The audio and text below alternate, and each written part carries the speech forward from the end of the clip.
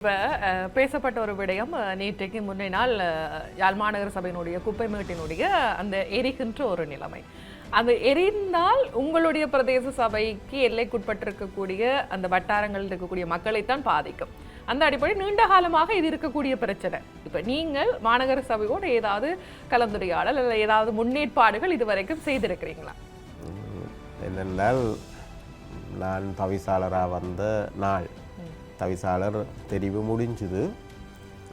முடிஞ்சு அந்த இடத்துலேருந்து நான் ஆஃபீஸுக்கு உள்ளே போகையில் எனக்கான ஒதுக்கப்பட்ட இடத்துக்கு நான் போக முதல் எனக்கு தொலைபேசியில் வருது, மாநகர சபையின் குப்பமேடு புகையுது எரியுது வாங்கும். அப்போ நான் அதுக்குள்ளேயே போகாமல் முதல் போனது குப்பமேட்டுக்கு தான் போனது. போய் பார்த்து அது தொடர்பாக கதைச்சு அதுக்குரிய அதை நூக்குறதுக்கான ஏற்பாடுகளை கதைச்சிட்டு வந்தது.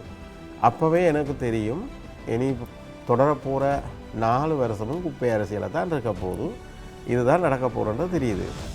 மாநகர சபையின் குப்பை மேடு எங்களுடைய பிரதேசத்துக்கு ஒரு பெரிய சவால் தான். என்ன சொன்னா அது மாநகர சபை எல்லைக்கே இல்லை, அது உங்களுடைய பெரிய சவால்.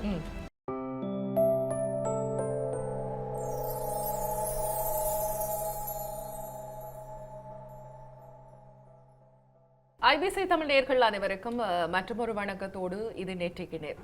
இன்றைய நாளும் சமகாலத்தில் பேசப்பட வேண்டிய ஒரு முக்கியமான விடயத்திற்காக ஒரு விருந்தினரை நாங்கள் நிகழ்ச்சிக்காக அழைத்து வந்திருக்கின்றோம். அந்த அடிப்படையில் இப்போது பேசப்படுகின்ற யாழ்ப்பாணத்தை பொறுத்தவரையில் இந்த கழிவகற்றல் தொடர்பாக ஏராளமான பிரதேச சபைகளில் இருக்கக்கூடிய முக்கியமான பிரச்சனைகள்ல இதுவும் ஒன்றாக பேசப்பட்டு கொண்டிருக்கிறது. பல போராட்டங்கள், பல பேச்சுவார்த்தைகள், பல கலந்துரையாடல்கள் எல்லாம் பிரதேச சபை மாநகர சபையினூடாக நடைபெற்று கொண்டிருக்கின்றது. அந்த வகையில் தான் இன்றைய நாளும் வலிகாமம் தென்மேற்கு பிரதேச சபையினுடைய தவிசாளர் திரு ஜெதீசன் அவர்கள் எங்களோடு இணைந்து கொள்வதற்காக காத்திருக்கிறார். நிகழ்ச்சியில் நாங்கள் அவர்களை இணைத்துக் கொள்ளலாம். வணக்கம். வணக்கம். எப்படி இருக்கிறீங்க? நல்லா இருக்கிறீங்க. சரி, இப்ப வலிகாமம் தென்மேற்கு பிரதேச சபையை பொறுத்தவரையில் நீண்ட காலமாக இருக்கக்கூடிய ஒரு பிரச்சனை இந்த கழிவகற்றல் சம்பந்தமான பிரச்சனை. உங்களுடைய வலிகாமம் தென்மேற்கு பிரதேச சபை எடுத்துக்கொண்டால் ஏராளமான வட்டாரங்களை உள்ளடக்கக்கூடிய ஒரு பிரதேச சபையாக இருக்கிறது. அந்த அடிப்படையில் இந்த கழிவகற்றல் சம்பந்தமான இந்த பிரச்சனைகளுக்கு இதுவரை காலமும் நீங்கள் உள்வாங்கப்பட்டிருக்கக்கூடிய பிரச்சனை, முக்கியமான பிரச்சனை என்ன இதை சொல்லுவீங்க? இந்த கழிவகற்றல் பிரச்சனை வலி தென்மேற்கு பிரதேச சபைக்கு மட்டுமானதல்ல. அது வடக்கில் இருக்கக்கூடிய அத்தனை பிரதேச சபைகளுக்கும் இந்த திண்ம கழிவகற்றல் ஒரு சவாலாக தான் இருக்குது. அதுக்கு காரணம் அடிப்படையிலிருந்து மாற்றங்கள் தேவை. அதை கொண்டு வரத்துக்கு எங்களுடைய பிரதேசமும் அந்த அடிப்படையில் ஒரு பெரிய சவால் தான். நாங்கள் சவாலாக எடுத்துக்கொண்டு தான் அந்த பிரச்சனையை நாங்கள் ஹேண்டில் பண்ணுறோம். மானிப்பாய் பிரதேச சபையை பொறுத்த வரைக்கும் எங்களுக்கு வரக்கூடிய வருமானங்களை வச்சுக்கொண்டு அதற்கேற்றபடியான ஒரு செலவுகளை தான் செய்து கொண்டு நாங்கள் அந்த பிரதேச சபையை நாங்கள் முன்னோக்கி நகர்த்தி கொண்டு இருக்கிறோம். அந்த அடிப்படையில் திண்ம கழிவகற்றல் என்றது கிட்டத்தட்ட ஆனைக்கோட்டை, கல்லுண்டாய் அப்படியே வந்தால் மாதகள் வரைக்கும் நாங்கள் ஓட வேண்டியவர்களாக இருக்கிறோம். ஒரு மிகப்பெரிய 17 வட்டாரங்களை கொண்ட மிகப்பெரிய பிரதேசமாக மானிப்பை பிரதேசம் இருக்குது. அந்த அடிப்படையில் எங்களுக்கு இருக்கக்கூடிய மிகப்பெரிய சவால் என்றால் பல பகுதிகள் நீண்ட வெளிப்பிரதேசங்களாக இருப்பது. ஆகவே அந்த வெளிப்பிரதேசங்களை நாங்கள் கவனிப்பதா, அது ஒவ்வொரு நாளும் அதை கவனிக்கிறதா, அல்லது மக்கள் குடியிருப்புகளில் இருக்கக்கூடிய அவர்கள் தரக்கூடிய கழிவுகளை அகற்றுவதா என்றது எங்களுக்கு ஒரு சிரமமாக இருக்குது. கிட்டத்தட்ட ஒரு 8 டிராக்டர் நிற்கிது. 8 டிராக்டரை வச்சு கொண்டு தான் நாங்கள் அந்த 17 வட்டாரத்தையும் நாங்கள் கழிவகற்ற வேண்டியதாக இருக்குது. அதிலும் கிட்டத்தட்ட ஒரு 15 வருடங்களுக்கு முற்பட்ட வாகனங்கள் தான் அந்த வாகனங்கள். ஆகவே அதை நாங்கள் சொல்லிக்கொண்டு செய்ய முடியாது. இப்போ இந்த வாகனங்கள் பழுது பார்க்கின்ற நேரத்தில் அல்லது வாகனங்கள் நீங்கள் பெறுவதற்கு ஏதாவது முயற்சிகள் அல்லது உங்களுக்கான உதவிகள் ஏதாவது கிடைக்குமா பிரதேச சபையை பொறுத்தவரை? இல்லை, உதவிகள் என்று இல்லை. இப்போவும் நாங்கள் ஒரு வாகனத்தை புதிதாக கொள்வனவு செய்வதற்கு நாங்கள் இந்த பட்ஜெட்டில் போட்டிருக்கிறோம். விவசாயிகளுக்கு எடுக்கணுமெண்டு பழுது பார்த்தால் எல்லாமே சபை நிதியில் தான் நாங்கள் செய்து கொண்டிருக்கிறோம். இன்றைக்கு நீங்கள் பிரதேச சபைகளை பொறுத்த வரைக்கும், அது மாநகர சபை வரைக்கும் வாகனங்கள் திருத்த செலவு தான் அதிகமாக போய்கொண்டிருக்கு. அதை பராமரிக்கிறது தான் ஒரு பெரிய பிரச்சனையாக இருக்கிறது. அந்த அடிப்படையில் ஏதோ இருக்கிறத வச்சுக்கொண்டு அதை எடுக்கிறது என்றது அடிப்படையில் நாங்கள் அதை ஓரளவுக்கு சீராக செய்து கொண்டு இருக்கிறோம். 100% என்று எங்களால் சொல்ல முடியாது, அப்படி சொல்லிவிட முடியாது. 80% மேலே நாங்கள் அந்த வேலைகளை முன்னோக்கி நகர்த்தி கொண்டு இருக்கிறோம். நிச்சயமா. இப்போ இந்த திண்ம கழிவு அகற்றல் என்ற ஒரு முறையில் இப்போ ஏராளமான குற்றங்கள் சாட்டப்பட்டிருந்ததுன்னு சொன்னால், இப்போ ஒரு குப்பை எடுக்கலைன்னு சொன்னால் அது சொல்லப்பட்ட ஒரு விஷயம். இப்போ அவ தரம் பிரித்து வைக்கல, ஒண்டா வச்சபடியாக நாங்கள் எடுக்கல. அந்த அடிப்படையில் உங்களுடைய இந்த திண்ம கழிவு அகற்றல் முறையில் எவ்வாறான நடைமுறைகளை நீங்கள் பின்பற்றுறீங்க? இப்போ இது பொறுப்பு சார்ந்த விடயம். நீங்கள் பார்க்கணும், திண்ம கழிவு அகற்றுதலில் பிரதேச சபைக்கு 50% இருந்தால் மக்கள் 50% இருக்கணும். ஒரு கை தட்டினால் ஒரு பொழுதும் சத்தம் வராது. 2 கையும் சேர்த்து தட்டிங்க அதில் ஒரு சத்தம், அதெல்லாம் 100% அதில் வருது. இப்போ எங்களுக்கு இருக்கிற வாகனம் ஒரு நாளைக்கு ஒரு வட்டாரம், ஒரு வாகனம் ஒரு வட்டாரம் ஓடி வரும். இப்போ எங்களுக்கு அதில் எடுக்கக்கூடிய கழிவுகளை கொண்டு போய் குப்பை கொட்டுற இடம் ஒன்று இருக்குது. அந்த குப்பை மேட்டுக்குள்ளே அந்த வாகனம் போக வேணுமென்றால் அது தரம் பிரித்த கழிவாக இருக்க வேணும்.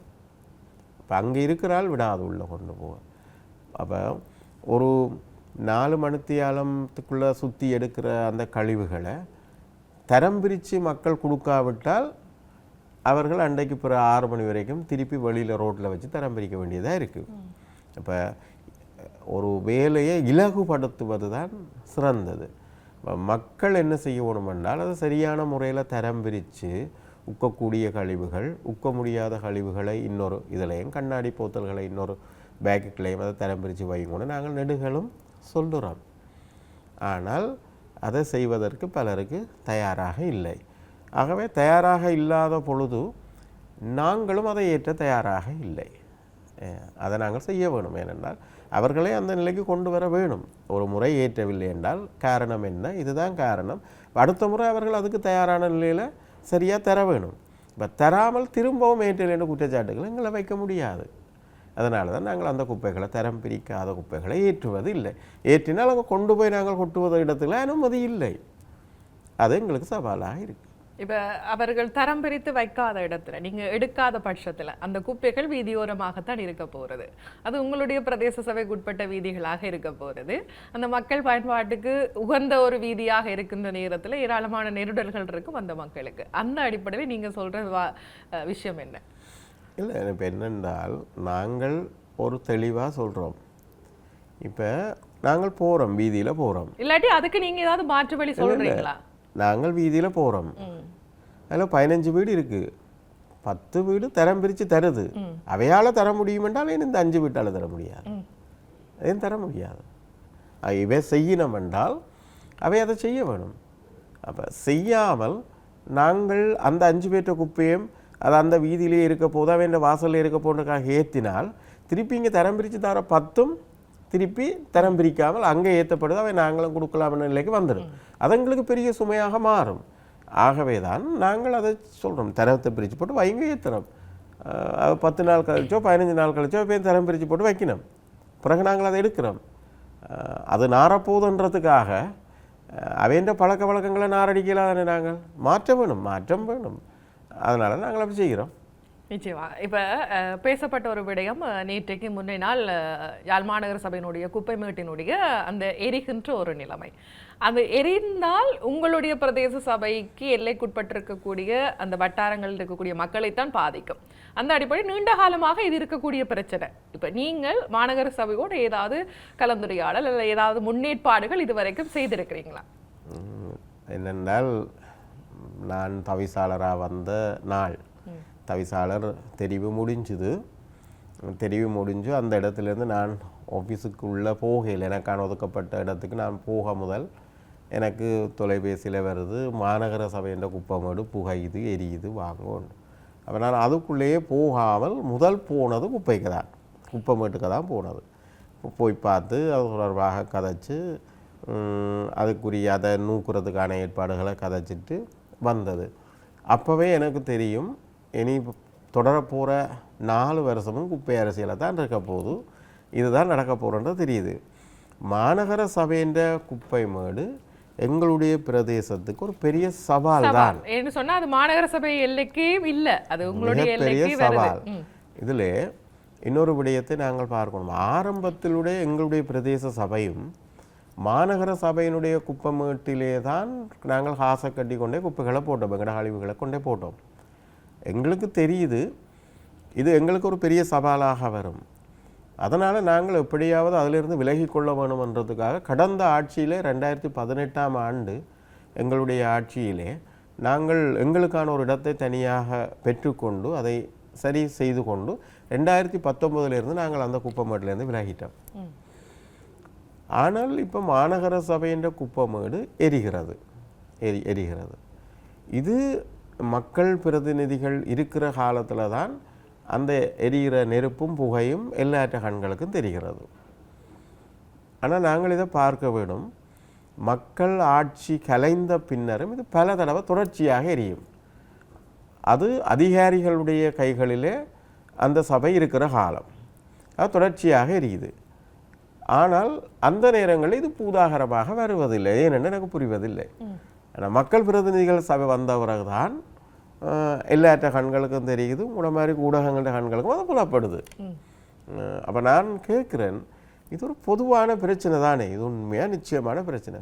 இப்போ எல்லா நேரத்திலையும் அதில் ஒரு பிரச்சனை இருந்தால் அதை உடனே நாங்கள் பார்க்க வேணும். மாநகர சபை எரியுது, திடீரென்று எரியுது, புகமண்டலம் வருது, எங்களோட பிரதேசத்துக்கு தான் அதை தாக்குது, எங்களோட பிரதேசத்தை தான் பரவுது. ஆனால் அதிலிருந்து போகிற புகை வந்து எங்களோட பிரதேசத்தோட மட்டும் நிற்கலை, இந்த நாட்டை தாக்குது, வளிமண்டலத்தை இது பாதிக்குது. அது யாழ்ப்பாணத்தில் தான் அது கோர்ட்ஸில் கூட தீர்ப்பு வந்தது. யாழ்ப்பாணத்தான் இது பொறுப்பண்ணு. அப்போ இது தொடர்ச்சியாக எரியுது. நாங்கள் அதை கேட்டால் அவே சொல்லினோம் அது தானாக எரியுதுன்னு சொல்லினோம். அது சொல்லினோம் மீதேன் வாயு என்ற ஒரு விஷயத்த சொல்லினோம். மீதேன் வாயு வரும், அது எரியும் என்றோம். சரி, எரியட்டும், மீதேன் வாயு வந்து எரிஞ்சிட்டு வாங்க.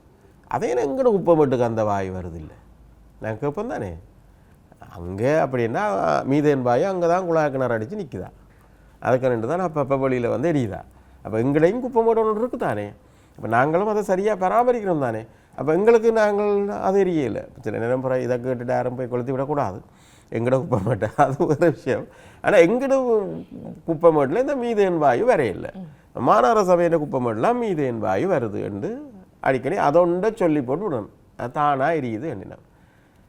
இதுக்கு என்ன காரணம் என்று பார்த்தா, உண்மையாக மாநகர சபை குப்பை மேட்டின் சுகாதார சீர்கேடு பற்றி கடந்த காலங்களில் போலீஸால் வழக்கு தொடரப்பட்டு வழக்கில் தீர்வு வந்தது. எப்படி என்றால், உக்கக்கூடிய கழிவுகளை மட்டும் அந்த குப்பை மேட்டுக்கு கொண்டு போகிறதுக்கு இருந்தது. அதுபோல் மருத்துவ கழிவுகள், உக்க முடியாத ஏனைய கழிவுகள் எல்லாம் அந்த இடத்துக்கு கொண்டு போகிறதுக்கான அனுமதி இல்லை. முழுக்க சுகாதாரம் சார்ந்தது. வழக்கு நடக்கிற பொழுது PHI சுகாதார பரிசோதகர்கள் ஒரு கிழமையும் போய் அதை பார்த்து ரிப்போர்ட் கொடுக்கணும். அப்போ அந்த காலத்தில் அது சீராக இயங்கினது. அந்த காலத்தில் எரியலை, புகையிலை, இலையான் இல்லை, மனம் இல்லை. அப்போ அந்த டைமில் அது சரியாக இயங்கினது. பிறகு இப்போ அந்த தீர்ப்பு வந்து இனி இதோட இந்த வழக்கு அப்படியே கிடப்பில் போடுறது ஒரு தீர்ப்பு வந்துட்டுது. என்னென்னு வருது தீர்ப்பு? எப்படி வருது? சுகாதாரமான உக்கக்கூடிய கழிவுகளை மட்டும் அதுக்குள்ளே கொண்டு போகணும். தீர்ப்பெல்லாம் வந்து அந்த பிரச்சனை முடிஞ்ச அப்புறம் இப்போ இந்த சுகாதார பரிசோதனை யாருமே உள்ளுக்கு போகிறதுக்கு அனுமதி இல்லை, யாருமே போய் பார்க்க முடியாது. அனுமதி இல்லாமல் பேர்ந்து போகிற பொழுது திருப்பி தங்கட கூத்த ஆட தொடங்குகிறார்கள். அதுக்கு பிறகு தான் திருப்பி இந்த பிரச்சனை வந்திருக்கு. அப்போ நாங்களும் இப்போவும் எங்களுக்கு அது ஒரு பெரிய பிரச்சனை. பிரதேச சபை கவுன்சில் கூட்டம் நடக்கிற பொழுதுல கிட்டத்தட்ட மானிப்ப பிரதேச சபை 5 மணி 6 மணி வரைக்கும் அந்த கூட்டம் போகுது. அது எதால் போகுதுன்றால் மாநகர சபை குப்பை மேடு ஒன்று தான், வேறொரு பிரச்சனையும் இல்லை. வேறு எல்லா விஷயமுமே 10:30க்குள்ளே முடிஞ்சிடும், எல்லா விஷயமும் நாங்கள் முடிச்சிடுவோம். ஆனால் மாநகர சபையின் குப்பை மேடு ஒன்றாலும் நாங்கள் 5:30 வரைக்கும் போய் இந்த அங்காலம் இனக்கிறோம். அது பிரச்சனையாக இருக்குது. மாநகர சபை இதில் கவனம் செலுத்த வேணும். இப்போ நாங்கள் என்ன சொல்கிறோம்னா, யாழ்ப்பாணம்ன்றது அது வடக்கினுடைய ஒரு தலைநகரம். எங்கள் மானிப்ப பிரதேசத்திலும் தகவல் நாங்களும் எங்களுக்கு மேலதிகமானதுகளுக்கு நாங்கள் அங்கே தான் போகிறோம். யாழ்ப்பாணம் அழகாக இருக்க வேணும், சுத்தமாக இருக்க வேணும். அதில் நாங்கள் உடன்பாடு இருக்குது, சுத்தமாக இருக்கணும். அப்படி நாங்கள் நினைக்கிறோம் என்றால் அதுபோல் எங்களோட பிரதேசமும் பாதுகாப்பாக இருக்கணும் என்று மாநகர சபை நினைக்கணும். நாங்கள் இன்னொரு ஆளுடைய வீட்டை தானே கொண்டே போடுறோம், இன்னொரு ஆளுடைய வீட்டை போடுறோம். அப்போ போடைக்குள்ள நாங்கள் அதை சரியாக கொண்டே போடுவோம் என்ற பொறுப்பு மாநகர சபையிட்ட கண்டிப்பாக இருக்கணும். நான் அது இல்லைன்னு தான் சொல்லுவேன். ஏன்னா இப்போ டிராக்டரில் குப்பை கொண்டு வருகிற பொழுது அதை மூடி கொண்டு வர வேணும்ன்றது நியாதி, மூடி கொண்டு வரணும். ஆனால் மூடி கொண்டு வராமல் அப்புறம் அதை ஒரு படம் பிடிச்சு காட்டி எல்லாம் திருப்பி ஃபோன் எடுத்து சொல்லி அதுக்கப்புறம் தான் மூடி கொண்டு வரன்றது தான் அந்த தன்மை. அதான் பொறுப்பான செயற்பாடு என்றால் இது இப்படித்தான் கொண்டு போகணும் என்றால் அது யாரும் கம்ப்ளைண்ட் பண்ண முதலே அதை சரியாக செய்ய வேணும். ஆனால் அதை செய்கிறார்கள் இல்லை. ஆகவே அதுபோல் உள்ளே போனால் உள்ளே யாருக்கும் போகிறதுக்கு அனுமதி இல்லை. அங்கே ஏராளமான நீதிமன்றம் தீர்த்ததுக்கு மாறான கழிவுகளை கொட்டுகிற விடயம் நடக்கிறது. அதை மூடி மறைக்கிறதுக்காகத்தான் நான் நினைக்கிறேன் எரியூட்டப்படுகிறது. நானும் சில காலத்தில் நம்பினான் சில மீதன் வாயுவாக இருக்கலாம், அது எரிக்கலாம் என்ன. ஆனால் இப்போ 3 நாளைக்கு முதல் அது எரிஞ்சிருக்கு. வாய்ப்பில்லை. ஏன்னா கிண்டினா கீழே தண்ணி சேறு, மழை பெய்து சேரும் சகதி. எங்கட குப்பை மட்டுக்கு என்ன நாங்கள் வாகனம் கொண்டு போயிலாம் நினைக்கிறோம். சேரும் சகதி எங்கே ஆக போனால் கீழே கொஞ்சம் தோண்டினா ஜேசிபியில் கொஞ்சம் தோண்டினா வெள்ளம் சேரு. அப்போ இப்போ என்ன மீதன் வாயு வந்து தானாக எரியும். அப்போ இது மேல் எழுந்த பொலித்தீன்கள் பிளாஸ்டிக்கள் ஊக்க முடியாத எரித்து விடுகிறார்களோ என்ற சந்தேகம் தான் எங்கள்கிட்ட இருக்கு. நிச்சயமாக. இப்போ உங்களுக்கு மாநகர சபையினுடைய குப்பமேட்டுக்கு அருகாமையில் தான் உங்களுடைய பகுதியில குப்பமேடு இருக்குது. இப்போ உங்களுடைய அந்த வட்டாரங்களில் சேகரிக்கப்படுகின்ற இந்த குப்பைகளை நீங்கள் மீள் சுழற்சி செய்வதற்கான நடவடிக்கைகள் ஏற்கனவே செய்திருக்கிறீர்கள். இனி வரக்கூடிய காலத்தில் அதற்கு ஏற்பாடுகள் ஏதாவது வச்சிருக்கிறீங்க? வரக்கூடிய காலம் எங்களுக்கு நாங்கள் நீண்ட காலம் தேவையில்லை. இன்னொரு 15 நாட்களுக்குள்ளே நாங்கள் அந்த இலக்கை எட்டி விடுவோம்னு நினைக்கிறேன். நாங்கள் அந்த இயந்திரத்துக்கு அப்பால் கோடி ரூபாய் பெறுமதியான இயந்திரம் இப்பொழுது நாங்கள் கொள்வனவு செய்துவிட்டோம். அதை பொருத்துவதற்கான வேலைப்பாடுகள் நடக்கிறது. கிட்டத்தட்ட ஒரு 2 நாளில் பொருத்திடும் நாங்கள் எதிர்பார்க்கிறோம். அல்லது ஒரு கிழமைக்குள்ளே அது வந்துடும். அது வந்த பிறகு நான் நினைக்கிறேன் எங்களுடைய குப்பை மேட்டிலும் குப்பை இருக்காது. 2 மாதத்துக்குள்ளே எங்களோட குப்பை மேடு இருக்காது. அந்த நேரத்தில் சில மாநகர சபை சரியான முறையில் குப்பைகளை தரம் பிரித்து கொண்டு வரும்னா நாங்கள் காசு கொடுத்து வாங்க தயாராக இருப்போம். மாநகர சபையில் குப்பைகளை கூட நாங்கள் அதை வாங்குவோம். அதுபோல் குப்பைகளை கொண்டு போய் நல்லூர் பிரதேச சபைக்கெல்லாம் அந்த பிரச்சனை இருக்குது. நாங்கள் முதல் நல்லூர் பிரதேச சபையிடமிருந்து 500 ரூபா ஒரு லோட் கொடுத்து வாங்கியிருந்தோம்.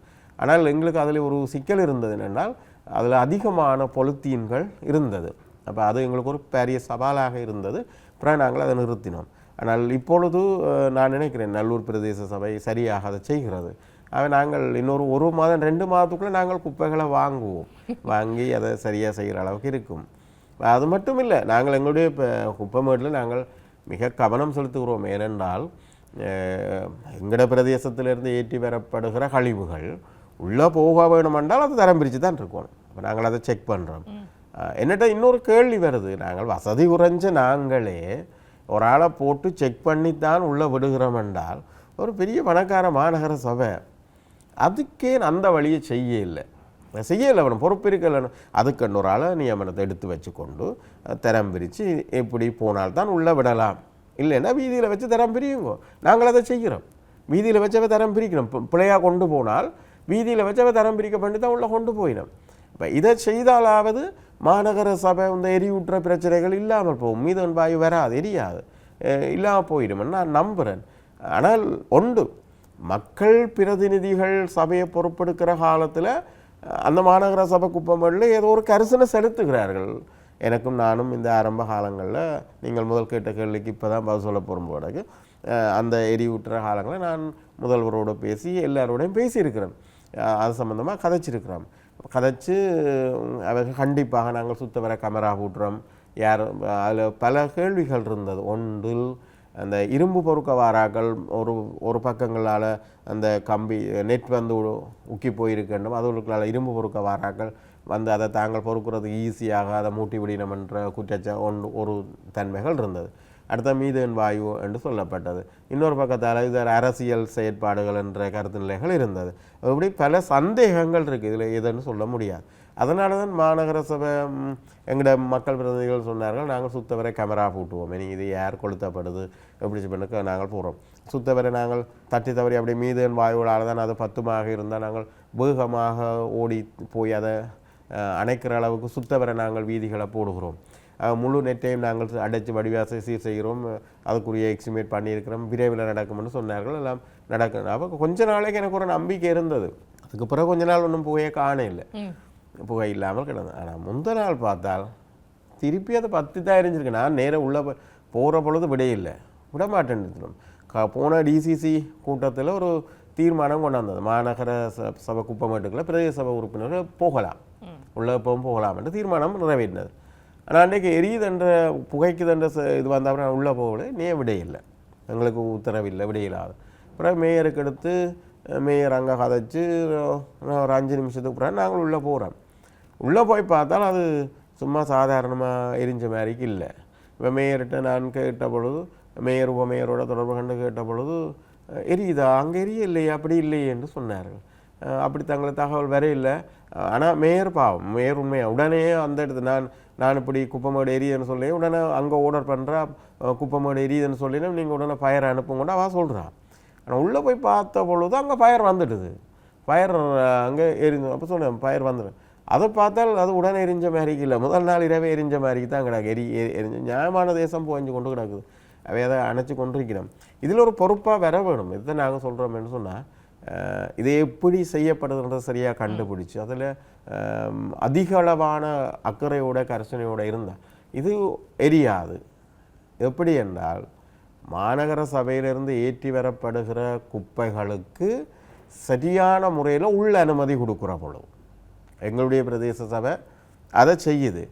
அதே மாதிரிக்கு 2 பேரை எடுத்து வச்சு கொண்டு தரம் பிரித்த குப்பையை மட்டும் உள்ளே கொண்டு போகலாம், இல்லைன்னா வெளியில் வச்சு தரம் பிரியன்னு சொன்னால் இந்த குப்பை மடி எரியாது. ஏன்னா அங்கே இருக்கக்கூடிய கழிவுகள்லாம் நாங்கள் போகும், மாறான கழிவுகள் அங்கே போகாது. மாறான கழிவுகள் உள்ள கொண்டே கொட்டுவதனால இந்த பிரச்சனை வருது. இல்லை, இப்போ நான் கேள்விப்பட்ட ஒரு விஷயம் என்னென்னா, இந்த குப்பைகளை ஏற்றுகின்ற இயந்திரங்கள் இருக்கு தானே, அந்த வாகனங்களில் உள்ளுக்கு இருக்கக்கூடிய உறுப்பினர்களினுடைய அரசியல் தலையீடுகள் ஏராளமாக இருக்கு, அதாலேயும் இந்த பிரச்சனை வருது அப்படின்றீங்க. இப்போ வலிகாமம் மேற்கு பிரதேச சபைக்குள்ளேயும் அப்படி ஏதாவது பிரச்சனைகள் இருக்குமா? வலிகாமம் தென்மேற்கு பிரதேச சபைக்குள்ளேயும் ஏதாவது பிரச்சனை இருக்கு? இல்லை இல்லை இல்லை, எங்களுடைய சபையை பொறுத்தவரை சில பேர் என்ன சொல்லினோம்னா, இதை நீங்க தனியாருக்கு கொடுக்கலாம், தனியார் கொடுத்தா அவர்கள் ஒழுங்கா செய்வார்கள், குப்பை அகற்றுவார்கள். ஆனால் இதை கொடுக்க விடாமல் உள்ளுக்கு இருக்கிற உறுப்பினர்களினுடைய தலையீடு அதிகமாக இருக்கு, அரசியல் தலையீடுகள் இருக்கு அப்படி என்ன சொல்லிக்குள்ள தென்மேற்கு பிரதேச சபையிலும் அப்படியான தலையீடுகள் இருக்கா? எங்களுடைய மானிப்ப பிரதேச சபையை பொறுத்த வரைக்கும் அந்த தலையீடுகள் இல்லை. இப்போ எங்களுக்கு இருக்கிற சவால், குப்பை எடுக்கையில் அங்கே கிடக்குது இங்கே எடுக்கின்ற அரியணைப்படுத்தி கொண்டே நிற்கிறார்கள். அதான் உண்மையை தேவை, உறுப்பினர்கள் அதான் பொறுப்பு. ஒன்றும் சுட்டி காட்டுகிறாள். எங்களுக்கு அந்த தேவையில்லை. நாங்கள் எங்களுக்கு வருமானம் குறைந்த ஓரளவான வருமானம் கொண்ட சபை. இப்போ நாங்கள் இந்த குப்பையை வச்சுக்கொண்டு இன்னும் வருமானத்தை அதன் மூலமாக ஈட்டுறதை பற்றி தான் நாங்கள் செஞ்சுக்கணும். ஆரம்பத்துலேருந்து அதான் செஞ்சுக்கணும், மெல்ல மெல்லமாக முன்னோக்கி பண்ணி கொண்டு இருக்கிறோம். அது இன்னும் நான் நினைக்கிறேன் இந்த வருடத்துக்குள்ளே நாங்கள் அந்த குப்பை மீட்டால் ஒரு பெரிய வருமானத்தை கிட்டக்கூடிய ஒரு நிலைப்பாட்டுக்கு நாங்கள் வந்துடுவோம். அதுக்கு கிட்ட வந்துடுவோம்னு நினைக்கிறோம். எங்களுக்குள்ள அந்த நிலைப்பாடு இல்லை, அதை தனியார்கிட்ட கொடுங்கோ அப்படி எல்லாம் எங்களுக்கு அந்த நிலைப்பாடு. எங்களோட உறுப்பினர்களை பொறுத்த வரைக்கும் மாநகர சபைன்ற குப்பை மட்டும் எங்களோட பிரதேசத்துக்கு வச்சிருக்காங்களோ அதை அப்புறப்படுத்துங்கள் என்ற கோஷம் மட்டும்தான் இருக்குது. மற்றபடி எங்களுக்குள்ள அரசியல். ஆனால் மாநகர சபை என்ற நிலைப்பாடு எங்களுக்கு தெரியாதானே, தெரியாது. ஆனால் அது அங்கே என்ன நடக்குதுன்னு தெரியாது, அது அவைக்குத்தான் தெரியும். நிச்சயமா. இப்ப குப்பைகளை எல்லாம் தாண்டி இப்ப பேசப்படுகின்ற ஒரு விடயம், அனைத்து இந்த டிசிசி மீட்டிங்கள்ல ஏன் பிரச்சனை வருது? அண்மை காலமாக உங்களிலும் பேசப்பட்ட ஒரு சில விடயங்கள் இருக்கு. நான் ஆரம்பத்திலேயே ஒரு செய்தியை சொல்லிவிட்டேன். இப்ப நடப்பது குப்பை அரசியல், அதுக்கு பல அர்த்தம் இருக்கு. குப்பை அரசியல்னா இந்த குப்பை மட்டும் இல்லை, குப்பை மனம், குப்பத்தனமான மனம் இருந்து குப்பத்தனமான வார்த்தை பெரியவங்க இல்லை இப்போ வருது தானே. நீங்கள் பாருங்கள், பாராளுமன்றம் ஒரு கண்ணியமாக இருந்தது ஒரு காலத்தில். அந்த கண்ணியத்தன்மை அதுவும் தமிழர் பக்கங்களில் இருந்து போகிற பிரதிநிதிகள் மிக அறிவார்ந்தவர்கள், அவர்கள் ஒவ்வொரு விஷயமையும் பேசுகிற பொழுது சரியாக பேசுவார்கள், எங்களுடைய இனத்தின் பண்பாட்டுக்கு ஏற்ற மொழிகளை பயன்படுத்துவார்கள், எங்களுடைய இனத்தின் பழக்க வழக்கங்களை சரியான முறையில் காட்டிக்கொள்வார்கள். இப்போ அப்படி இருந்த பாராளுமன்றம் இப்பொழுது இல்லை. நீங்கள் பார்த்துட்டேன்னா தெரியும். இப்போ என்ன பேசினோம்ண்டே யாருக்குமே தெரியாமல் கிடக்கு. என்னென்ன வார்த்தை பேசக்கூடாதோ அது அவ்வளோ அங்கே பேசப்படுது. விளங்குதா? சும்மா அப்பால கொண்டு எங்களுடைய பண்பாட்டை அப்படியே நொறுக்கி ஒரு இனம் உங்களுக்கு தெரியணும், ஒரு நீண்ட காலமாக போராடி எங்களுடைய விடுதலைக்காக உயிர் கொடுத்ததுன்றது அந்த இனத்தின் ஒரு சுதந்திரத்துக்கு உரிமை வென்றிருக்கொண்டு. இப்போ அந்த உரிமை என்றது எந்த அடிப்படையில் கட்டியமைக்கப்பட்டால் அடித்தளம் பண்பாடு இருப்புன்றது. ஒரு இனம் தனித்த இனமாக இருக்கணும்னா அதில் இருப்பு சரியாக வச்சுருக்கணும், ஈடாடக்கூடாது. ஆனால் அந்த இருப்பில் ஒன்று பண்பாடு பழக்க வழக்கங்கள் இதுதான் எங்களுடையது. ஆனால் இன்றைக்கு அதையே ஈடாட செய்கிற அளவுக்கு மக்கள் தெரிவு, மக்கள்லாம் பிழை, மக்கள் தெரிவு செய்து சில பேரை அனுப்பினார்கள். அது பாராளுமன்றத்திலையும் குழப்பம்தான், பிரச்சனை தான். டிசிசி மீட்டிங்களையும் பாருகிற அபிவிருத்தி குழு கூட்டங்களையும் பிரச்சனைகளாகத்தான் இருக்குது. இது நான் நினைக்கிறேன் அடுத்த பாராளுமன்ற தேர்தல் வந்து அந்த மாதிரியானவர்கள் இனங்காணப்பட்டு அவர்கள் அப்புறப்படுத்தினால்தான் அடுத்த அரசியல் கொஞ்சம் சீராக வரும்னு நான் நம்புகிறேன். நிச்சயமா. இப்போ இறுதியாக உங்கள்ட்ட ஒரு கேள்வி. இப்போ குப்பை அரசியல் என்று சொல்கின்ற நேரத்தில் மக்களுக்கான உறுப்பினர்கள் இன்றைக்கு மக்களுடைய அபிவிருத்திக்காக வேலை செய்ய வேண்டும். அந்த அடிப்படையில் வலிகாமம் தென்மேற்கு பிரதேச சபையினுடைய தவிசாளர் இப்போ பதவியேற்று நான் நினைக்கிறேன் 1.5 வருடங்கள் ஆகிவிட்டது. அந்த அடிப்படையில் மக்களுடைய அபிவிருத்திக்காக மாத்திரம்தான் செயற்படுகின்றாரா? நிச்சயமாக நீங்கள் பார்க்க வேண்டும் என்று சொன்னால் எங்களுடைய பிரதேச சபை நான் தவிசாளராக வந்த பிறகு இப்போது எங்களிடம் அடிக்கடி மக்கள் கேட்குறது மின்விளக்குகள் பிரச்சனை, மின்விளக்குகள் பிரச்சனை, ரெண்டாவது வீதி பிரச்சனை, அடுத்தது வெள்ளம் பிரச்சனை, இப்படி பல பிரச்சனை மக்களால் எங்கிட்ட நேரடியாக சொல்ல வர்ற பிரச்சனைகள்.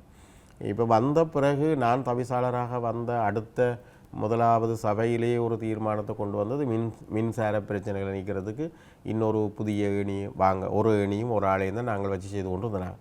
அப்போ இன்னொன்றை வாங்கணும். அப்போ இப்போ நான் ஒரு 3 நிலையில் மின்சார விடயங்களை செய்து கொண்டு அதை சீர் செய்து இப்போ ஓரளவுக்கு அது கிட்டத்தட்ட 90% சரி செய்து கொண்டு வந்துட்டோம். அப்போ அது மக்களுக்காக செய்யப்படுற அவருடைய எதிர்பார்ப்பை அதை நாங்கள் நிறைவேற்றி கொண்டிருக்கிறோம்.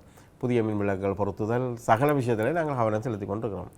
வீதிகள் என்று பார்க்கக்குள்ள இப்போ எங்களுடைய பட்ஜெட்டுக்கு தான் நாங்கள் போட முடியும். அது ஓரளவுக்கு நாங்கள் அதை சரி செய்கிறோம். திடீரென்று இப்போ வந்தது அனர்த்தம், வெள்ள அனர்த்தத்தினால 10 நாள் சவால், 10 நாள் சேலஞ்சுக்குள்ளே வீதிகளை எடுக்கக்கூடியாக்கள் எடுத்து போடுங்கள்னு. இப்போ கிட்டத்தட்ட நாங்கள் 15 வீதிகளுக்கு மேலே 10 நாளுக்குள்ளே அதை பொறுப்பேற்று செய்திருக்கிறோம். அந்த டைமுக்குள்ளேயே செய்து பில் முடித்து உண்மையாகவே வீதி செய்து முடிச்சிருக்கிறோம்.